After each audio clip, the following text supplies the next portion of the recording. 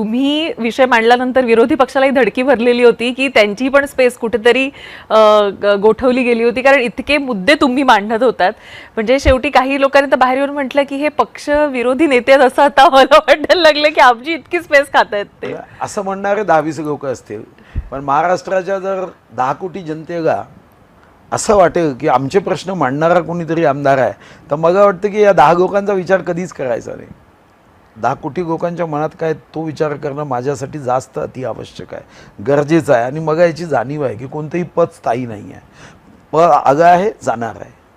मी 14 मध्ये जेव्हा पहिल्यांदा म्हणजे प्रदेशाध्यक्ष झाले नाही मंत्री झालो, 31 ऑक्टोबर 2014 आम्ही शपथ घेतली.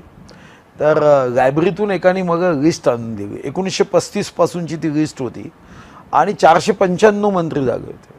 तर मी माझ्या मित्राला सहज म्हणालो, मग एक 20 लोकांची नावं सांगू शकलं नाही. आणि त्या क्षणात मी मनात घेतलं, काम ऐसा करणे का की 22-25 वर्ष कोणीतरी तर नाव घेतलं पाहिजे.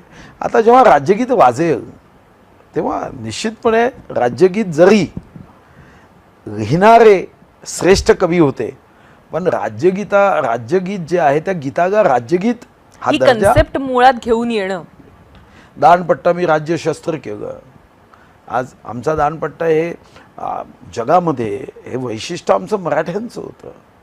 किंवा तुम्ही श्रीशैलम गेला, छत्रपती शिवाजी महाराजांचं मी मंदिर उभं केलं आहे 3.25 कोटी खर्च करून. आणि तिथं लोक येतात, ते पाहतात कोणी केलं, महाराष्ट्राने केलं.